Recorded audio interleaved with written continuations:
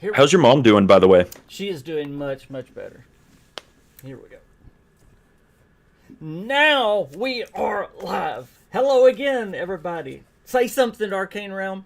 Hello, hello. Can everyone hear me? I certainly hope so. Can y'all hear him now? I'll give y'all my spiel in a minute, but let me know if y'all can hear the Arcane Realm. His link again is up above, and it's going to be down in the description below. Hey, Thomas Payne, what are you doing?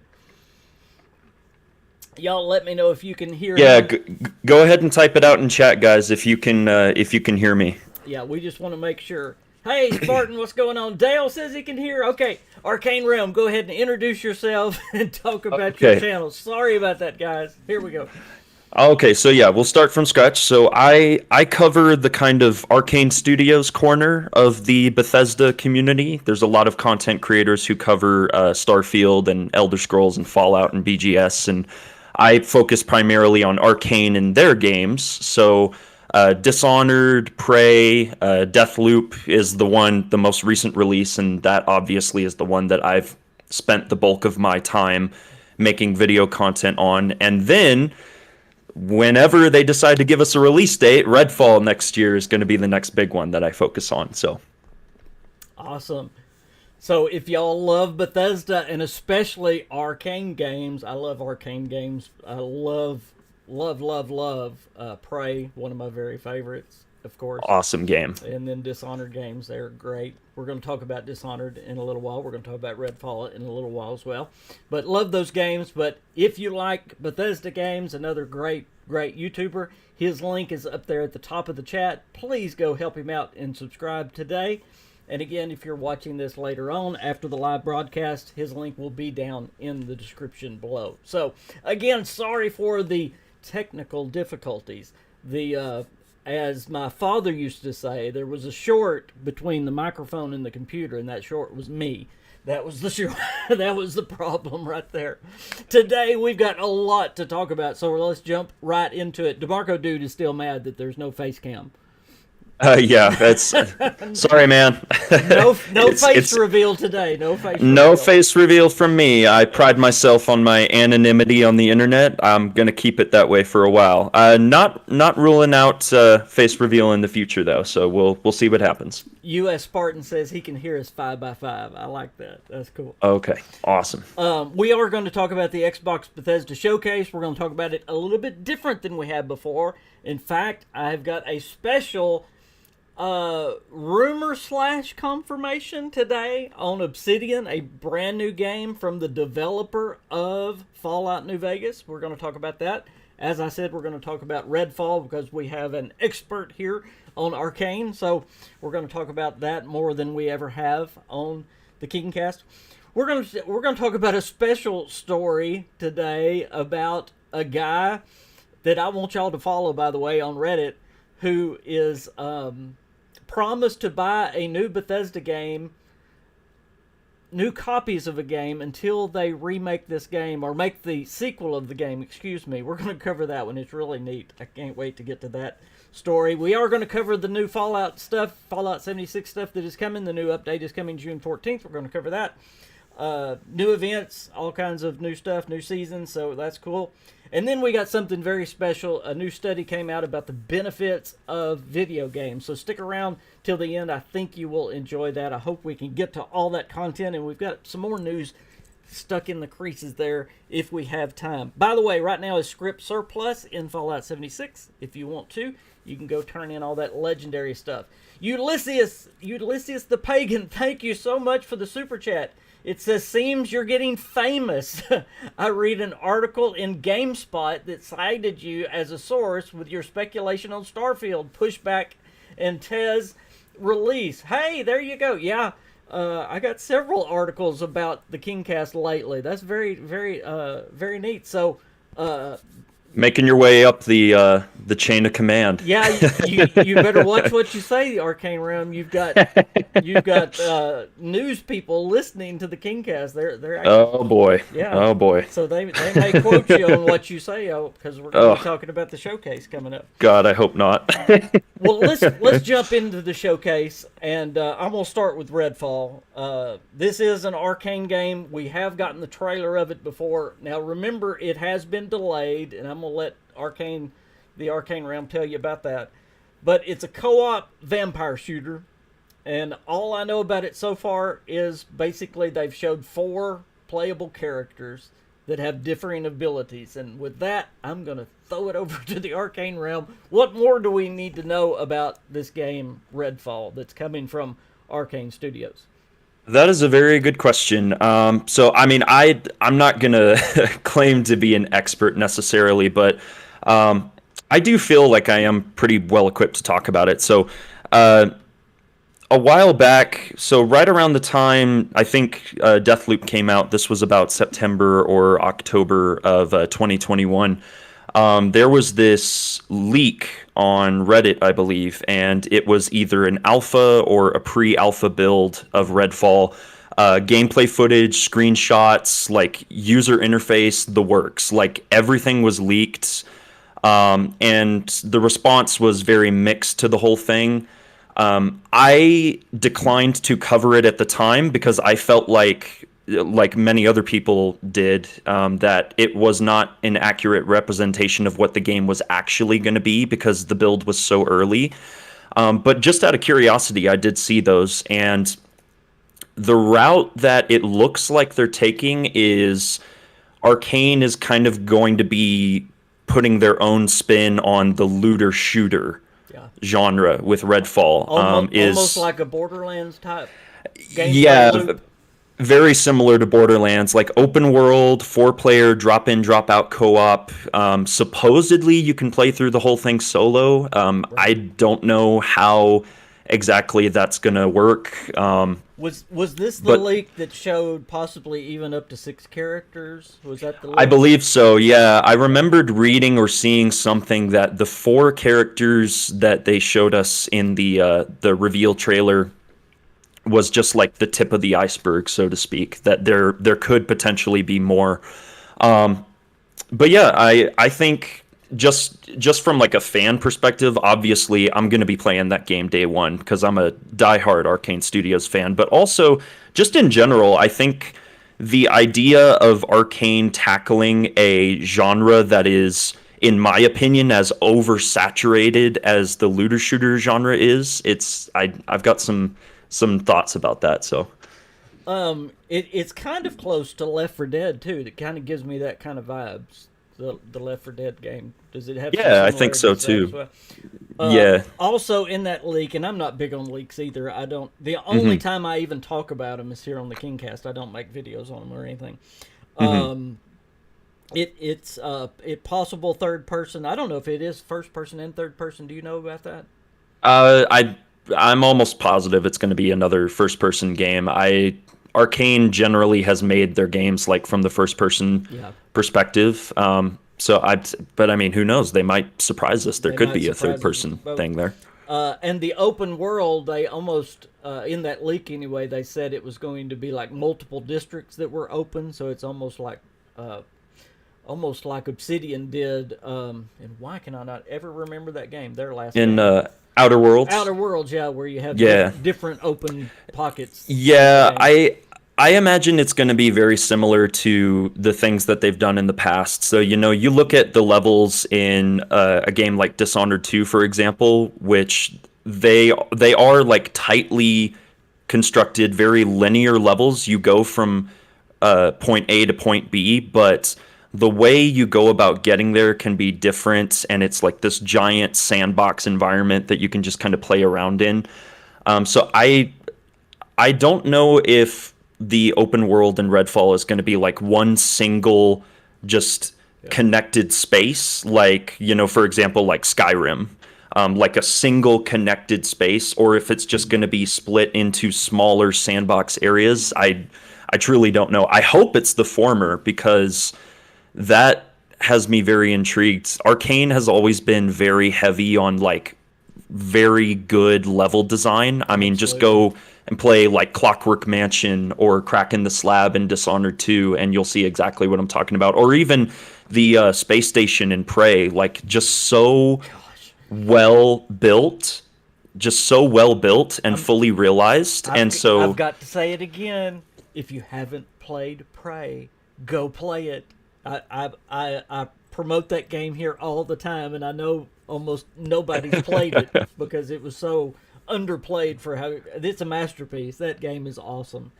I I love definitely agree with I you on love Prey. that. Yeah. I love co-op games, so I'm definitely going to play this game as well. Hmm. One other thing I thought that was neat. Now Pete Hines confirmed this. The enemies that you're going to face in the game are actually going to evolve as the game goes on. So they're going to change, and I guess not just get harder, but actually evolve their abilities and stuff. So I don't know if the AI adjust to you. I don't know what it is. He just said the enemies are going to evolve, and the actual map will change with you as well. So those two things are very intriguing to me. I really want to know what he's talking about there. Yeah, that's something I haven't actually heard about. I don't know if I ever read Pete Hines ever talking about that, but wow, that has my gears turning in like a whole nother direction now. Like, okay, what are some things they could do with like an ever evolving map, ever evolving enemies? That's really something. Yeah, Yeah, and like to your point, as far as the co-op goes, that's also going to be really interesting because Arcane primarily has been single player focused. They haven't really done a whole lot of multiplayer. Deathloop with the PvP was them kind of dipping their toe in the pond, I feel like, kind of like testing the waters to see like, okay, number one, can we do like a solid polished multiplayer experience? And right. Deathloop definitely has some flaws in the PvP, but I enjoy it for the most part. It's a good game. Good game. Yeah, so I'm very curious to see what they do with co-op there in the open world. And yeah, I get like when I think about the idea of them doing a looter shooter and stuff like that, I do get like heavy Borderlands kind of vibes from it. Absolutely. Yeah, Jonas said, and I remember that too. He remembers when the Redfall trademark came out. We all thought it was the next Elder Scrolls title. We thought it was Literally everyone. I was one of everyone. those people too. I'm like, oh, Elder Scrolls 6 is going to take place in Yeah. oh gosh, I forgot the name of the place, But but the Red Guards, yeah. yeah, yeah. And Hammerfell? then Arcane drops that trailer, and I'm like, oh, okay, that's what this is. Dang, because they've had that copyright or that patent for that for quite a while now. Absolutely. Well, since we're talking about the showcase, another game we may hear in the showcase. DeMarco, dude, you're going to be excited about this. There is a rumor confirmation. I mean, it's right there on the edge of being confirmed. So it's not just a rumor. It's right there, okay? But I bet you haven't heard this before. There is an Obsidian game in the works by Josh Sawyer, which if that name rings a bell, he is the lead developer from Fallout New Vegas, from Pillars of Eternity. I mean, we're talking good developer here. And this game is called, how did I pronounce it? Come on, help me out. I think Pen, Pentiment, I think is what yeah, you said. Pentiment. Now, I had never heard that before I found this, and I don't know if anybody else has heard this either, but Pentiment, Obsidian game.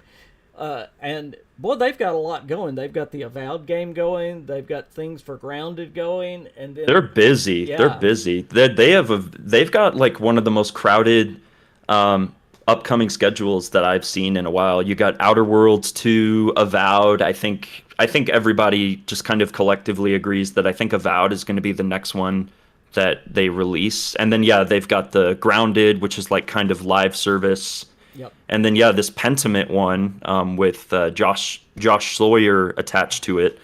Now the neat thing That should about be this really one, interesting. this isn't. It's an RPG, but it's more dialogue focused. It's more. It's. I mean, it's right up Obsidian's. It's what they do best. It's going to be Oh all yeah. about making choices and how those choices change the game. It's really a murder mystery type RPG.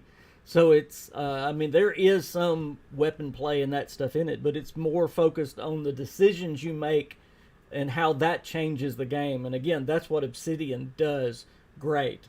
So I don't. That's there. That's all I know, Jonas. It's a murder mystery type thing. I don't even know what y'all can look up that word and see what that word means. Maybe that'll help you. I guess I should have done that before the Kingcast, but I ran out of time. But that is exciting to me, and we might even get to hear about that, especially since we've got that big Starfield size hole in the showcase. So Obsidian may want to show that. Now I know they've got Avowed to show, but it was interesting that Xbox said almost every studio has something to show. Of course, they were including Bethesda in that as well.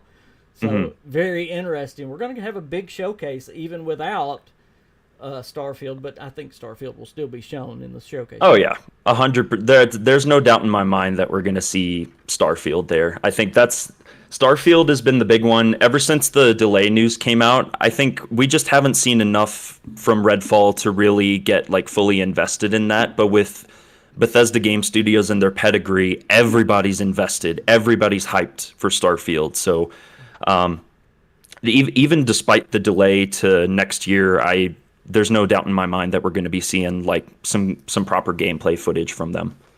I haven't asked you, just to real quick.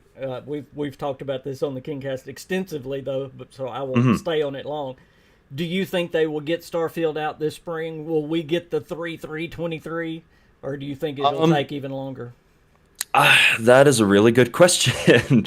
I'm like kind of 50-50 on it because I remember DeMarco Dude was on the podcast at one point, and he mentioned a video that I had also watched right around the same time, and that was Lone Vault Wanderer, who had said internally when he was still at Bethesda, everyone was dead set on 11/11 of this year, November 11th, 2022. Like that date was set.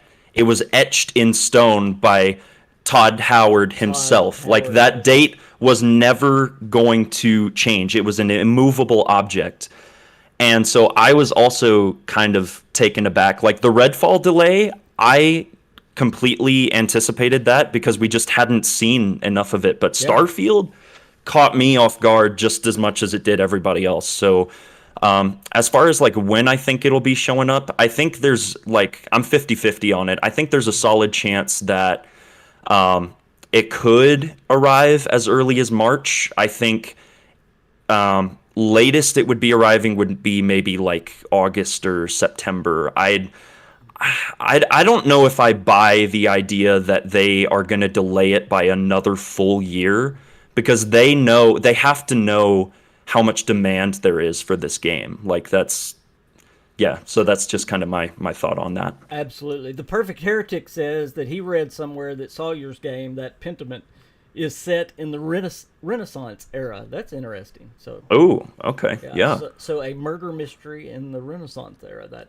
I love that era, and back just a little bit. That's one of my favorite eras. So that would be neat. Yeah, I think we're gonna see Starfield this June anyway. And about March, I'll say it again. I covered it on the last Kingcast, I believe. The good thing about March, or the thing that makes me kind of excited about March, is that Bethesda Game Studios has only delayed 2 major games, 3 in total if you count the mobile app game, whatever that Elder Scrolls mobile app game was, Blades. They delayed Morrowind, they delayed Oblivion, and they delayed Blades. All 3 of them came out in the spring. All 3 of them. Yeah, Oblivion was one that I remember there was like a big controversy around that, and that got delayed. And so yeah, I agree with you. There's definitely a precedent that's been set in the past, but again, like because of the changing landscape and COVID and all of that stuff, like that's the big one is COVID. Yeah, that is the big one. Yeah, and like and also just game development in general is an ever-evolving landscape. No, yeah, so. But the other unique thing with Morrowind and Oblivion, on both of them, they were doing major engine overhauls on both of them.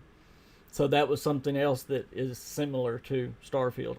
It's interesting. Yeah, that's what is it? Creation Engine 2, I think. That's what it is now. Is Yeah. what Starfield is going to be running on. That's So what it is now. Yes, because they've well, from what I heard and understand, and I know there's debate on this, but they have changed everything in the creations engine except for the editor. They've kept the editor the same, and they've either completely changed or overhauled everything else in the engine. So yeah, well, I don't think that anyone would disagree that like their engine definitely needed an overhaul. Like I was one of those people that I was really blown away when Fallout 4 came out, like how good it looked graphically. But even then, like yeah, the yeah. you could still say that their engine definitely needs an update. Oh, So it's been needing it. It has. Ulysses, yeah, no, what they did with Fallout 4, they denied it was even in existence.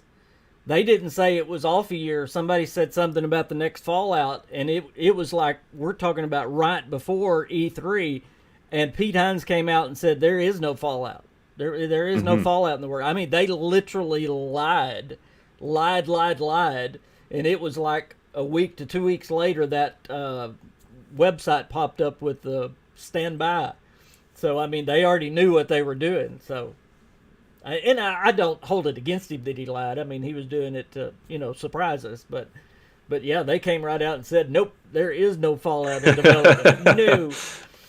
So, yeah, they really tried to pull the wool over our eyes. Okay, one more game let's talk about. And if we have time, we can circle back. There's a good word that's been used a lot in the media.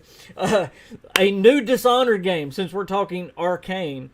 It seems like that's kind of had a rumor behind it for quite a while anyway, but it's caught more traction lately, and I even noticed that there was a new job listing at their, and I believe this is their foreign studio, their French studio. yeah, the one in Lyon, France, I think. Yeah, because it just finished Deathloop, so this would fit to them now working on something, which would be great to be working on Deathloop. But anyway. They put out a advertisement for a new lead developer, and it says, and I'll even read exactly what it said on the job listing. They need to have an understanding of stealth games such as the Dishonored series. Well, of course, that doesn't mean it's going to be Dishonored they're working on, but they have to understand it. The fact that they did name drop Dishonored in there definitely, I think that has a lot of people raising their eyebrows. Yeah.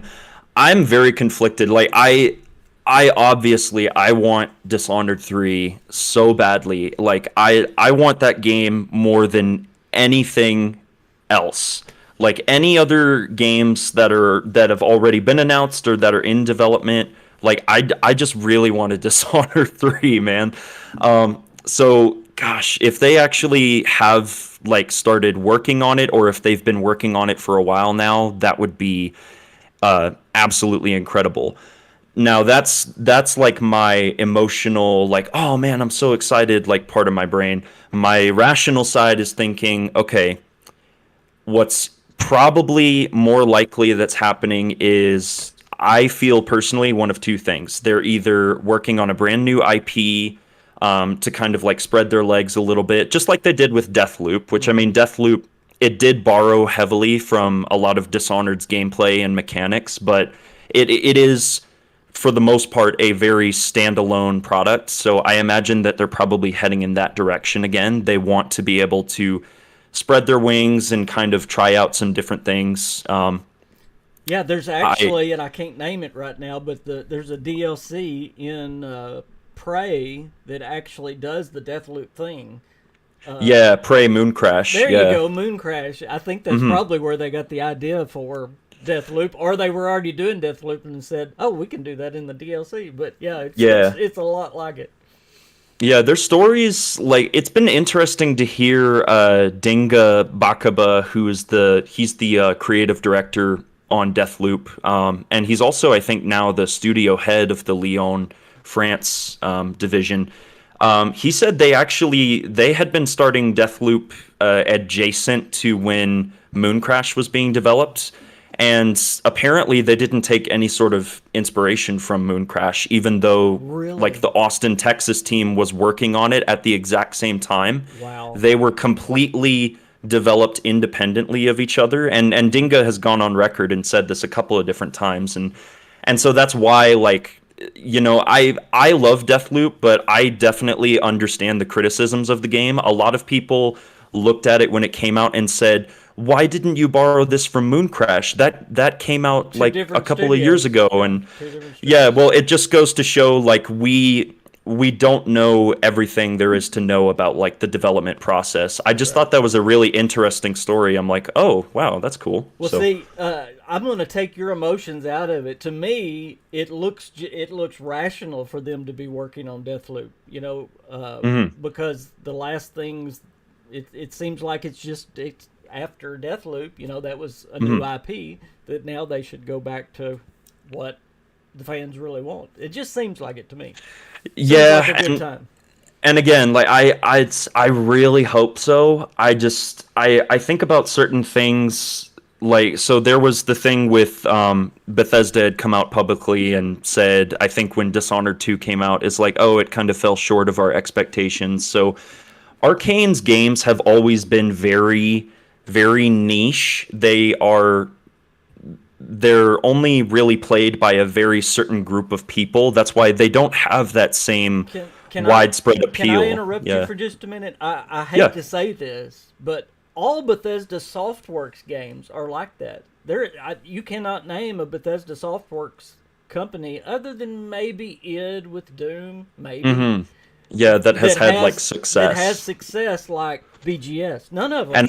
And I hate that because their published titles are, like, obviously, so Fallout 3 was my very first Bethesda game that I ever played to completion. And that's where I gained a love for Bethesda. But as the years went on, I was like, hey, maybe I should explore more of their published catalog, their published titles catalog. And that is where I have found my true adoration for Bethesda as a company, is their published titles. I love machine games, man. The Wolfenstein series. Those. I need Wolfenstein 3 at this showcase. If not, I'm riding. I think it's coming, bud. I think it's coming. I really hope so, man. All right, Perfect Heretic says, I love the creation engine's jank in physics, really. It became the Elder Scrolls and Fallout's DNA. When I play ESO, I can't feel the same. You know, really quick, people don't understand. I saw a comment about the Unreal Engine back up there. There is no doubt the Unreal Engine looks better than the Creation Engine, but that's not, and this would be a whole podcast, so I'm going to make this quick and go on. But the Creation Engine works totally different than the Unreal Engine works. It's a totally different type game that they're made for, number one. The Creation Engine is made for a game where every object in the game is movable. The Unreal Engine is not made for games like that. There's not a game in the Unreal Engine, I don't think, that you can name where every object in it is movable. Bethesda Game Studio games are very unique, where, you know, every coffee cup, every anything, you know, every cheese thing, whatever it is, you can move it. It takes a very special engine to do that. And yes, you're going to lose a lot of graphical oomph when you do that as well. Yeah, I definitely see where they're coming from, though. I think that was part of the charm of the prior BGS games, was that kind of buggy physics and, like, the ragdolling NPCs and whatnot. But yeah, that's... I love that you said that, because you just don't get that same level of interactivity in other games. Like, it's like you said, you can just pick up a coffee cup off the ground, like from a pile of junk in a Fallout game, where in another game it's like a static object. Exactly. You can't do anything with it. But people are spoilt now. They want all of that, you know, interactivity of a Bethesda game, but they want it to look like an Unreal Engine. And you know, I don't know, number one, what kind of computer could run that, what kind of console could run that, but anyway. Hey, the Mississippi Queen is here. Hey, my queen. Jeremy says the delay of Starfield could be related to stockpiling Starfield Series X bundles. People just assume it's the game because Bethesda is known for glitches. Huh. it could be a marketing ploy. I mean, That makes a ton of sense, honestly, because didn't they do it happened. like It happened after the meeting with Phil Spencer. That's all I'm gonna say. yeah. Go ahead. Didn't they do that with Fallout 4 or like one of the Bethesda games? They had like a Xbox bundle at one point. I You know. could buy like a limited edition console. I know Obsidian was actually a launch title for the 360. Mm-hmm. But I'm not sure because I was a Sony player up until Fallout 4. I have to admit. When Fallout 4 came out, I was still playing the Sony, and I got so mad because Sony would not allow the mods to come with Fallout 4. Oh gosh, I no, went I to my remember game that. store, Yeah, I traded it in, and bought me a used Xbox. So there you go. That's when I went over to Xbox. I had never had an Xbox before. So, okay, let's see. Let me get these real quick. Psycho says my Steam Deck gets here Friday. Then I'm playing Fallout and Fallout 2. Very cool. Awesome. Oh, lucky son of a gun. By the way, Psycho, my wife needs your address. We have lost your address. We need it. We're trying to get that stuff mailed out now that obviously I'm going to be here for a long period of time. We're trying to get those prizes mailed out. So you've got one from a long time ago. And I've lost it on, she's lost it on her Twitter. So anyway, you can message me on Discord, Twitter, anywhere you can find me. Let's see. Todd is very proud of being able to pick up every cup. He loves talking about all that. Ulysses says, yep, that's why I got killed in Skyrim by a poop bucket. So little things like putting the bucket over somebody's head, that's Oh man, that's just great stuff. Okay, I've got a story here I want to do this pretty quick because we've got some more great things to talk about. But this is great, and I encourage you to follow this guy. I think it's the coolest thing in the world. It's kind of an obscure game. It came out in 2011. The developer was Splash Damage, and it was actually published by Bethesda. oh gosh, I think I know which one this is, but I'm gonna let you finish. The game was Brink, is the name of the Oh game. man, oh, It was that's a name I haven't heard in a long time. It was a first-person shooter. There were two factions, the Resistance and the Security. They were battling in a utopian city named the Ark. It was a floating city above a flooded Earth. It actually did pretty good. It sold 2.5 million copies, and it got mainly 8 out of 10, 4 out of 5. It's not that bad. No, Yeah, not bad. Yeah, it did pretty good. Anyway, there's a fan on Reddit. His name is Brink _2_. And he said he will keep buying copies of this game until Bethesda makes a sequel. He's up to 12 copies now. It's just started, but Game Rant's already made an article on him. I told him I was going to have him on the podcast. He said he was going to watch it. Man, I admire that level of dedication. Yeah. Because I think Bethesda made Brink free to play, or like you could download it for free for a limited time at one point. So if this guy's like having to hunt down boxed copies in like the middle of nowhere, like in pawn shops and stuff, man, you have mad admiration from me, sir. He's buying like used copies from GameStop, and I'm not promoting, but places like that. By the way, for promotion, today's podcast is sponsored by Sonic Sweet Tea. It's good. No, they don't give me any money, but I drink the sweet tea. Voltex Bot, thank you for the super chat. Dang, I'm late. Here's my late fee. There you go. Perfect Heretic says, Brink is my first BGS game. I keep saying that about Sonic, hoping that they do sponsor the show one day. Brink is my first BGS game. Really? Funny enough, this game was introduced to me by my favorite franchise, The Elder Scrolls, and the rest of Bethesda Softworks. Neat. Can I just say I am so sorry that was your first experience with the Bethesda game. I played Brink back in the day, and yeah, I was like I was one of those many people who was not impressed with it. Not impressed. Yeah, there was some for sure. Were not impressed with it.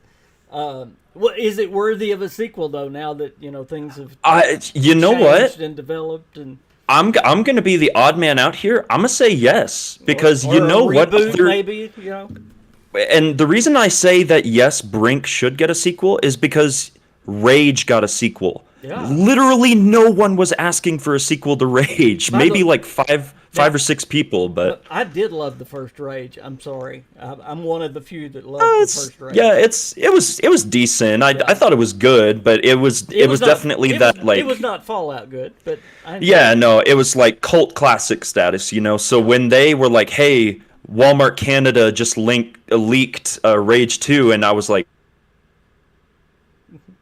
Yeah. Where did that come from? Where did that come from? Uh-oh, did we lose Arcane Realm? Are you here?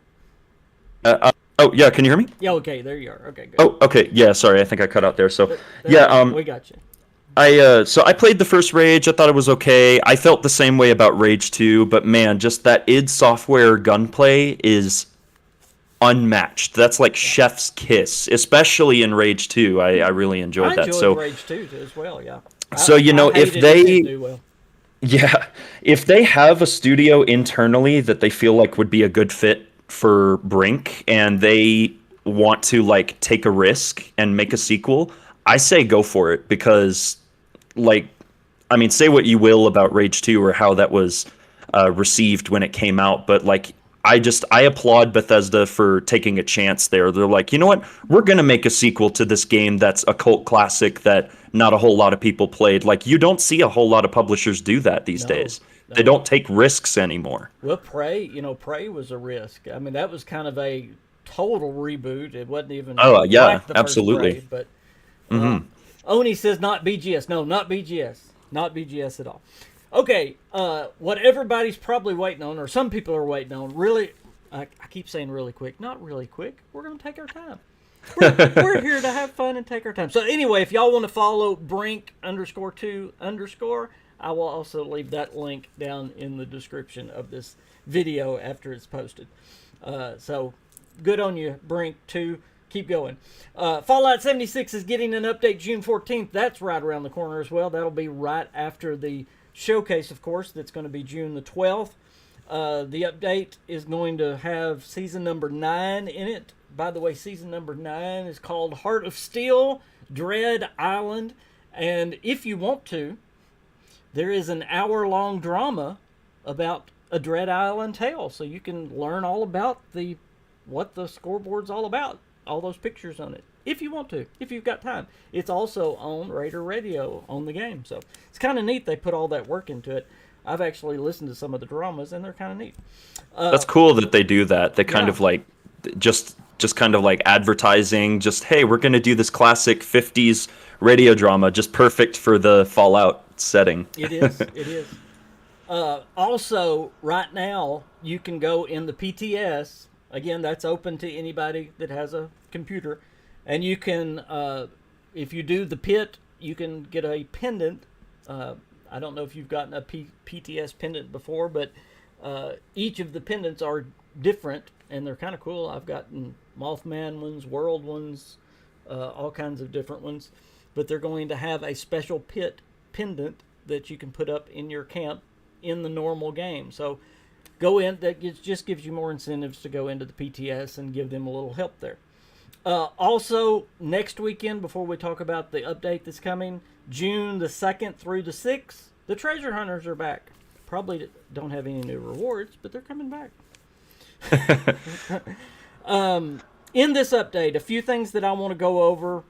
The 3 new events that are coming, we've talked about them before, so I'm not going to sit here and just pound them into your head again. But the Test Your Metal, I'm really excited about that. I think that's really cool. You can earn the Botsmith armor. This is the place in the Savage Divide, up kind of just up past Atlas, where you get to battle the robots, and it's it's not the Rust Devils, but it's where the Rust Devils started. You know, the Rust Devils from Fallout 4, they actually get their origin story here in 76. It's kind of neat. I found that. Oh, that's cool. Yeah, I found it in a note and did a video, and it's really cool. Then also the Moonshine Jamboree is another event. That's a place where you're going to get Raider Rep. You're going to be fighting Gulpers, and you can get the Gulper Smacker, which is a new weapon that's going to be given out. And then the third one is the eviction notice. That's where you're going to be fighting super mutants. For the settlers, you can get settler rep, and there are 6 unique weapons in that event. There is a full video dev dive on the scoreboard, so if y'all want to watch that, you can see some of the rewards that are given. The only thing I'm going to go over on the rewards is this. They have added a bunch of Fallout First rewards. Evidently, they're needing more Fallout First members because they're really stressing Fallout First in this scoreboard. There's going to be, number 1, Fallout First enhancements that actually give you a boost in your score progression. It gives you a 25% boost of how fast you go through the scoreboard. It seems like they are saying every day and every week there's going to be a challenge for Fallout First members that's extra, that only Fallout First members get. And then there's going to be obviously the special Fallout First rewards that's been in the scoreboard. They're actually adding more. So there you go. More Fallout First for the members. So there you go. Thank y'all again for watching. It's not over yet. Thank y'all for the super chats. And, you could have fooled me. No. And please, if you haven't subscribed to the Arcane Realm yet, do that. His link is right there in the top of the chat. Anything you want to say about Fallout 76? I know that's not one of your big games, but... Yeah, I don't want to, again, like I told you, even before we started, I have a tendency to ramble, so I'm going to keep myself from doing that. Just kind of keep it short. Fallout 76, I played it at launch, and I was just very kind of meh about the whole thing, and I got to say, I'm so jealous of you and the community that has sprung up around the game, because I wish that I had had that experience with the game when it first launched that you guys are like having right now. Like I never touched Wastelanders when it came out because by that time I had pretty much moved on. And part of me still wants to like jump back in, but I just don't know if I have like patience isn't the right word, but like just the motivation to go back to it, because I'm like, I already experienced everything the game had to offer at launch when it wasn't in very good shape. So I'm super jealous of you guys, like the Fallout 76 community. I love how wholesome everybody is, and I'm like, man, I wish I had had that experience when I first played it. It has been a great journey too, to see the changes that have happened in the game, and as you said, I don't think there's a tighter knit community that I know of right now in gaming. It's really cool. Mm-hmm. It is really, really cool. But it has been neat to see how the game has progressed and changed, and we're in a slow period right now. I hate that they've kind of I don't know if it's COVID or we lost our lead developer and they kind of. Well, didn't they brought in, I'm forgetting Studio their name. 11. Yeah, to create some more content. And then when does the Pit Expedition come out? Does that come out in the fall? It's coming out hopefully sometime this summer. Hopefully in the summer. Oh, okay, no. Yeah, because it's on like the PTS server, right? Yes, it's on PTS right now. There's the Dirty King's Corners is back, so. Hold on just a minute, I'll get them off. Oni asked me Dishonored 3 when. I wish I had an answer to that, dude. I really do. I mean, I would like to see a Dishonored 3 within my lifetime, so. I guess that's removed already. Oh, there it is. Okay. Here, I'm going to step away for 1 second. I will be right back. Okay, go right ahead. I don't know why these spammers want to hit me now.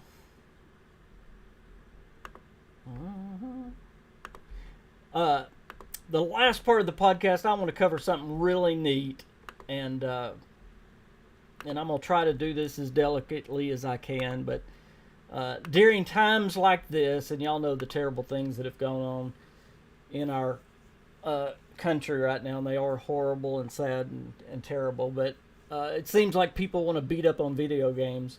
That's one of the places they go straight to, and I think it's good to show the benefits of video games. I did a video. It's been probably a year and a half ago, about the power of video games. In fact, that's what it's called, and I want to do a part 2 of it. And y'all will get to see in what I'm talking about in just a minute. And I encourage y'all, if y'all have your own stories about what video games have done for you in your life, and you'd like to be in my video, send me a message. I would love to have you in it. I may make 2 or 3 videos about it. But just today, I was reading a study that came out about children who play video games actually show greater gains in intelligence over time over children that do not play video games. So this is neat. I've heard about motor skills being increased and other things that I'm going to get into in just a minute, but I'd never heard the intelligence one. This was done in 3 different tests with over 5,000 children in each test. So 1,500 children. And they did 5 different tests. They did reading comprehension, vocabulary. They did all kinds of tests. And after 2 years, they watched these children over 2 years. And 2 years is where the most increase happened. So that's why they said over an extended period of time. But in both boys and girls, the average child that played video games for 2 years increased their IQ 2.5 points more than a child that didn't play video games. And I thought, what? That's incredible. So the average child that plays I'm back, video, by the way. Okay, you're going to hear this study that just came out. The average child that plays video games increases their IQ 2.5 points every 2 years more than the average kid that does not. Isn't that crazy? Yeah. It is. That's definitely wild. Sorry, I'm a little distracted. My wife just came back with my 1-year-old, so. I know wives distract. I understand that. Hi, honey. I love you. I love you, honey. Oh man, they're attacking me again. We got ignore somebody spamming the chat here, huh? Yeah. Thanks, but no thanks. We're not interested. I'm flattered, but no thank you. It is the Dirty King's Corner, we call this. Golly, if I have a moderator out there, and I know I've got some, would y'all take care of that? And yeah, Oni, I saw his message in chat. Yeah, go ahead. I will here actually. Is he on Twitter? I think. Because I'm not as familiar with Discord or anything, so let me find you on Twitter, and then I'll send you a DM and we can connect from there.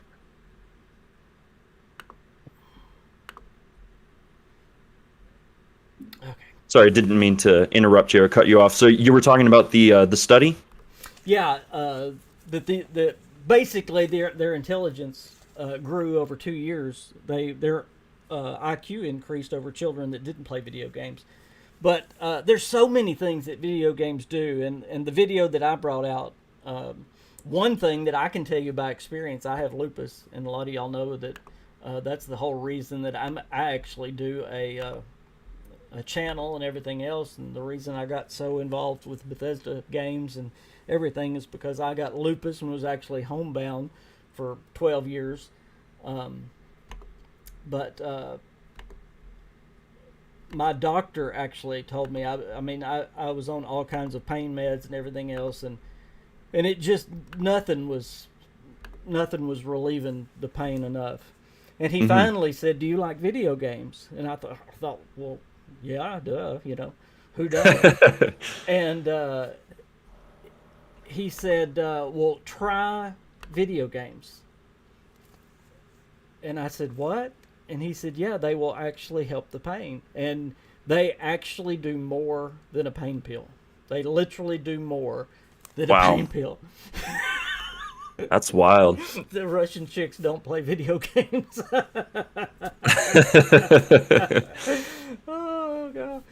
You're super excited for the pit. Yeah, I am too. So pain control is one thing that video games do. But I learned so much more making that video. They use video games for soldiers that have PTSD. Oh, wow. Yeah, for women that's gone through things that have PTSD. Yeah. For kids that are in the hospital, like in the cancer wards and stuff, that have chronic illnesses, they use video games. Chronic depression and anxiety. Of course, video games reduces stress. And as I said before, it increases motor skills. There's so many things that video games are good for, and yet people want to dump on them all the time. And Yeah, they want to focus on these BS narratives that games will, cause people's aggression levels to rise and all of that jazz. So that's awesome to hear. And and yeah, you never hear people never talk about the good things, about that. Like the actual I guess like scientific, like biological benefits to it, and yeah, I mean, as far as like kids playing games, my son's only just barely a year old, but I tell you what, man, I can't wait to get him started on like the really basic stuff at first, like maybe Mario Kart or something like that. But I can't wait to have that experience with him. I have to say, I let my son play Fallout way, way, way too young, probably. But yeah, DeMarco Dude says games are great for everything besides my wallet. Hey, Slacker, what's going on? No, I'll be honest with me. Video games saved my life. I mean, there's if it wasn't for God, my family, and video games, I would not have made it through lupus. There's no way. Oh wow. There is no way. I think I can speak for your entire community when I say we're happy you're still with us. Well, thank you. I was so sick, so sick. In fact, I remember when my wife and kids went and bought me a video game console for the bedroom because I couldn't get out of the bed. I literally couldn't get out of bed. Oh, wow. Yeah, and they bought me a video game console and a few games. One of those games was the new Duke Nukem. It was awful, by the way. Oh, yeah. I remember that one. It was awful. But anyway, yeah, and I literally, I would lay there and play. I couldn't even sit up. That's how sick I was. That's wild. But what the games do, I guess, when you're in that much pain, you focus your mind on something, and it literally takes your mind off the pain, which is... Yeah, and that's what's wild about it. A lot of it is, the nervous system and those messages that those signals, rather, that your brain sends to the other parts of your body. That's pretty incredible. Yeah, absolutely. But I bet you within my community, I know there are people that have stories, whether it's depression, anxiety, whatever, that video games have done for you, gotten you through a hard time in your life, whatever it is.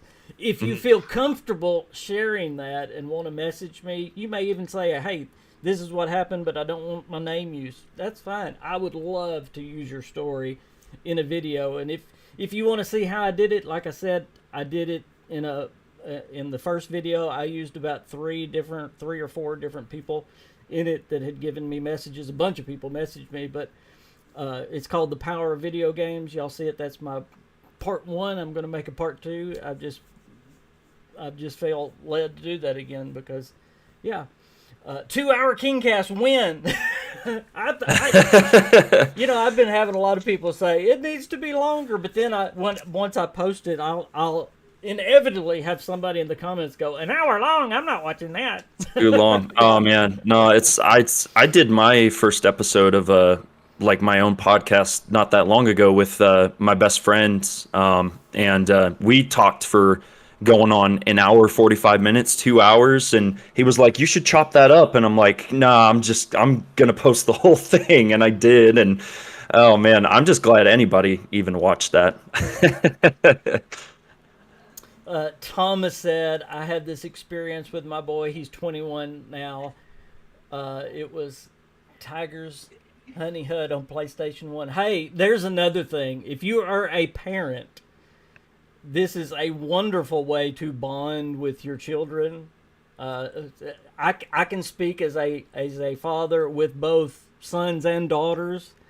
One of the first videos I made, in fact, I think it was like my third video, was 7 games I like to play with my daughter, believe it or not. It wasn't my son, even though me and my son had game nights all the time when he was growing up. But Now the games were different that my daughter wanted me to play. It was like that stupid dance game, or things like that, or something on the Wii, or I had to learn to play the game she liked. But ways that spending time with them that you'll never forget, it's amazing. So if there's someone that you love that you're wanting to bond with, video games is a great way to do it. It really is. I can't wait to do that with my little guy. I'm so excited about that. Yeah, absolutely. Hey, there you go, moderator. There's just some to remove. Oh gosh, again? Oh, jeez, it never ends. For years they haven't hit me, and it has just been the last 2 or 3 weeks. They found my channel. I guess them and the fake news found me too. All writing all them articles. So I guess they go together. King is a happily married man, people. Yeah. Let's leave the guy alone. We are going toward the end of the podcast. I cannot believe we're close to the end of the podcast. And as we get close to the end of the podcast, I always like to open it up to you guys. We've covered a lot of things today. So whatever you guys want to talk about, if it's the Fallout 76 stuff, if it's the Xbox Showcase stuff, or if it's the stuff about video games, or if it's something that we haven't even talked about yet, right now we're going to open up the chat to you, to anything that you want to talk about. And right now I want to ask you, and I'm putting you on the spot, Arcane Rain. Yeah. What's a project that you've got coming up with your channel? What have you... Oh gosh. Well, that's a good question. So, I mean, my process takes a long time. Obviously, having a 1-year-old, I don't have as much time as I would like to be able to have to work on videos. So like the last one I worked on, I can talk about the last video I released, which it was about a week ago now. And it's the 5th episode in a lore series on Deathloop that I have been doing for the past couple months. And I'm planning on doing a couple of more episodes. So the most recent episode is the first in a series where I'm going to focus on the visionaries, which are like your main targets in the game, kind of talking about like their personalities, their backgrounds, like their relationships to the other visionaries and to Colt and Juliana. Basically just doing like a deep dive into that Deathloop universe, which I always think that Arcane excels at world building. And I felt like making a video series on that would be really cool. So that's something that I have done and will continue to do going forward.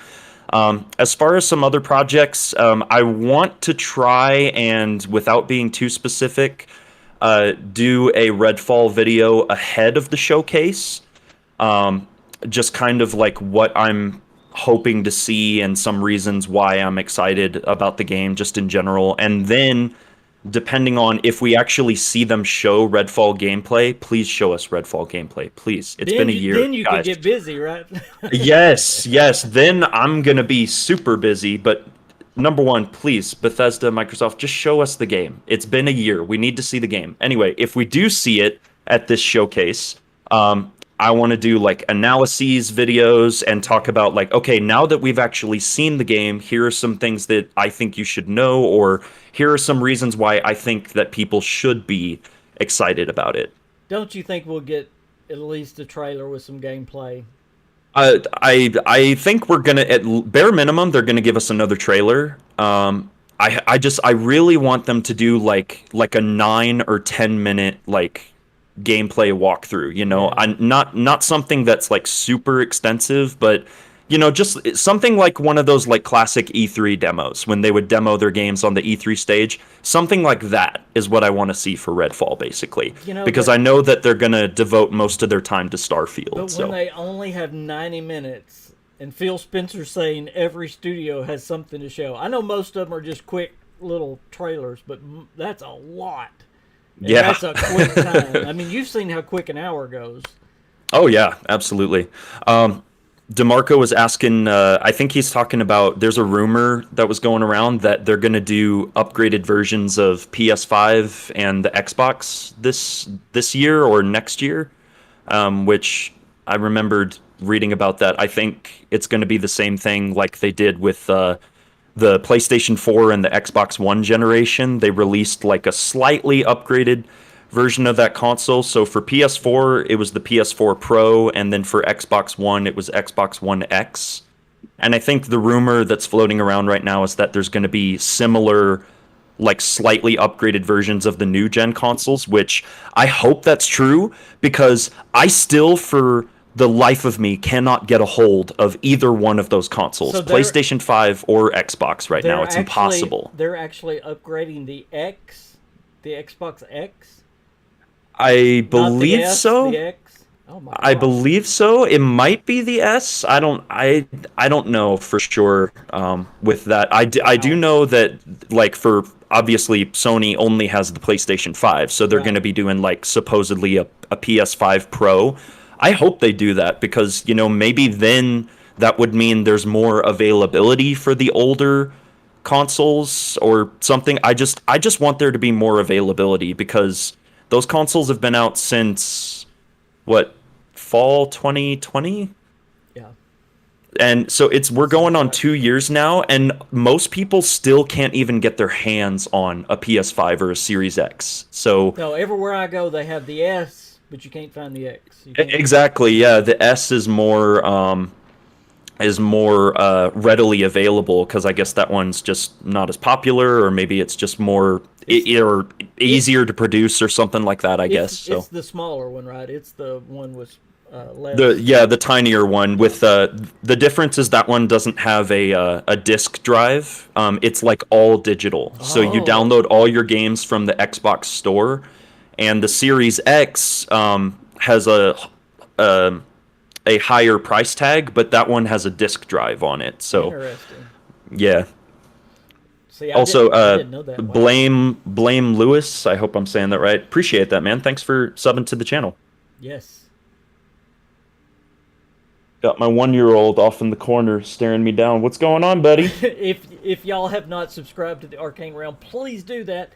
And by the way, I didn't mention it today. I'm not going to ram this down your throat just to mention it. I do have the channel membership now, so if y'all want to do that, that's also down there by the subscribe button.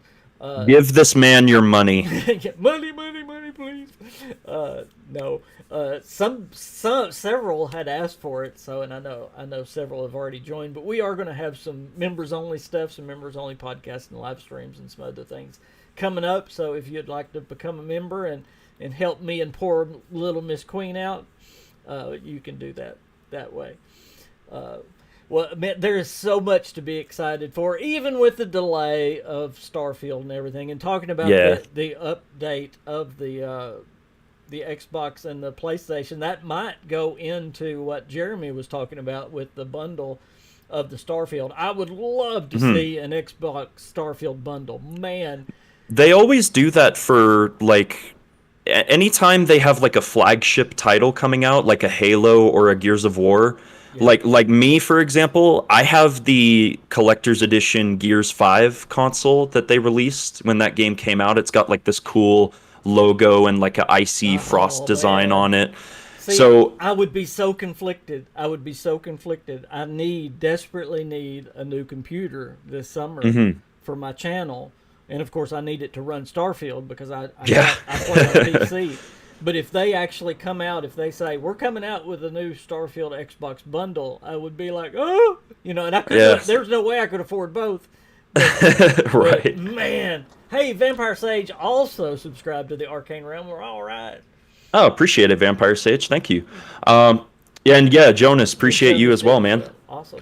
Yeah, I could totally see them doing that because Starfield is like that's their next big flagship title for Microsoft and Bethesda. I could totally see them doing a bundle with like a super cool design and like a custom controller and stuff like that. So I would love to see that. I don't have money for it, but I'd still love to see it. Honey, I'm not getting the what is it called? The What are you doing in the living room? I am definitely not purchasing Yeah. this limited edition Starfield bundle.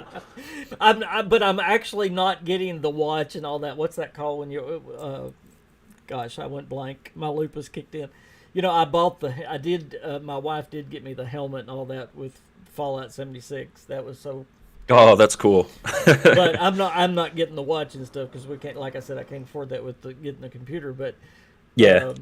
but man, if that Xbox came up, I might be begging and crying to my wife to get a loan or something. Yeah, my wife is doing real estate now. She is helping me. She's my sugar baby. So she says, anybody need a house? Oh man.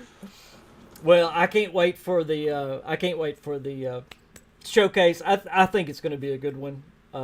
I'm definitely so June 12th is, let me take a look at my calendar real quick. When It's is Sunday.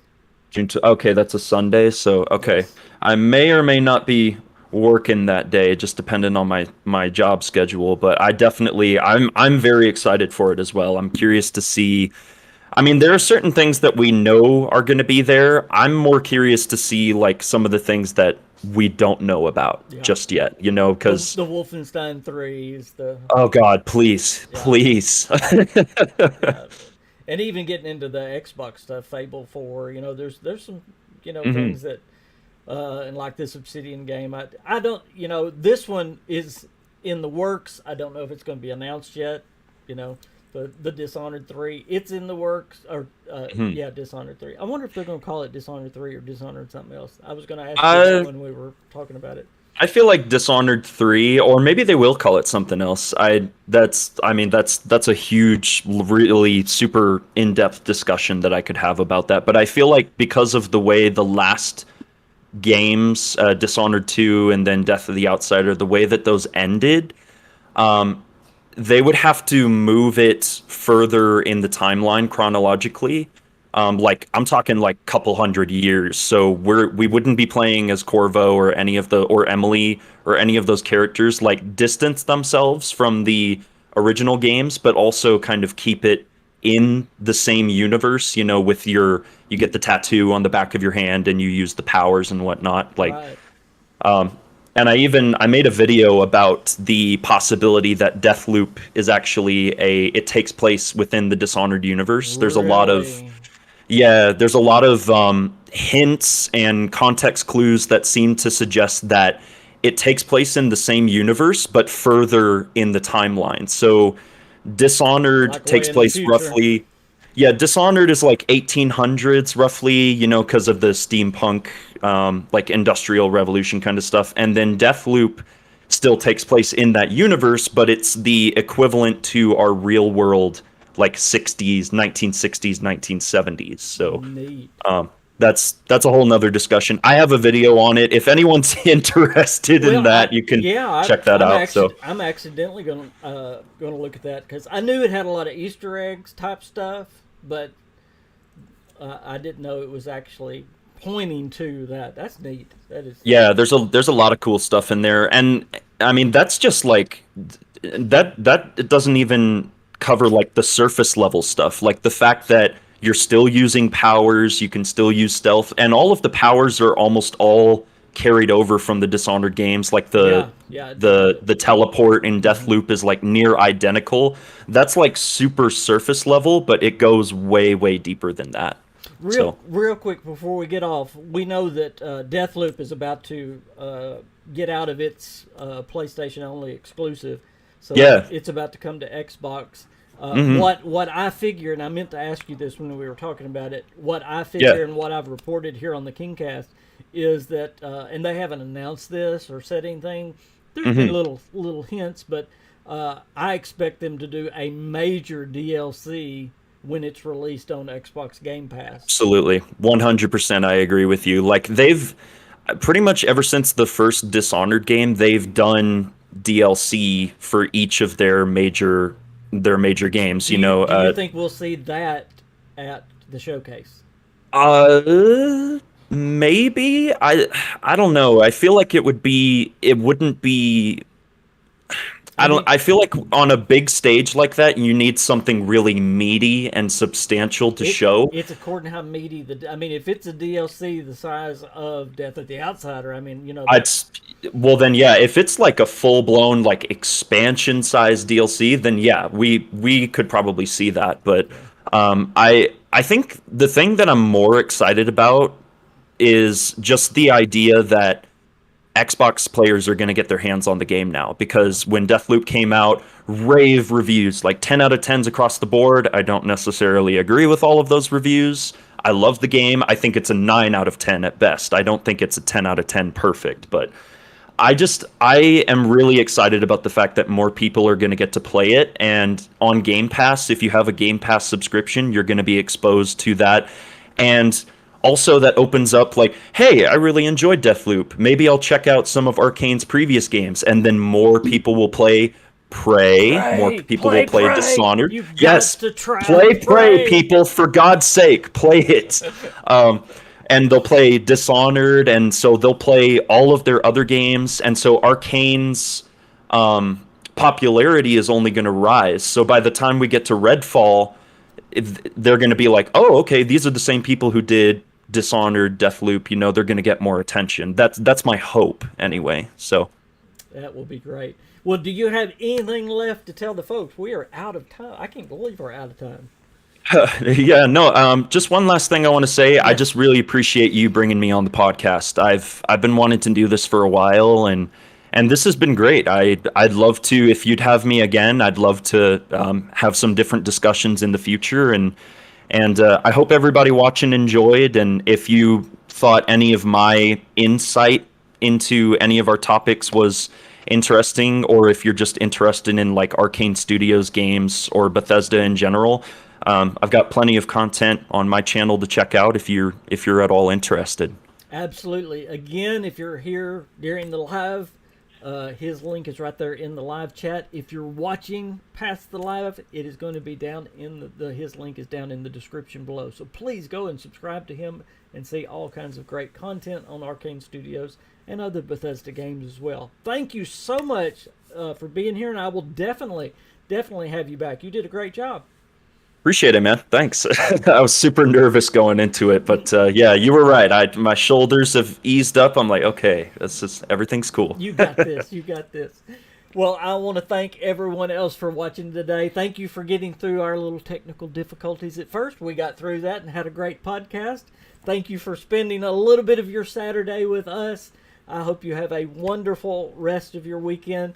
Remember, if you're in America, it is Memorial Day. Remember why you have your freedoms, and thank someone that is in the military. But this is all Yes, about sir. those that have passed, those that gave their lives. And boy, we have the freedoms we have are not free. Okay, that's my spiel. They have been paid for by blood. So just remember that.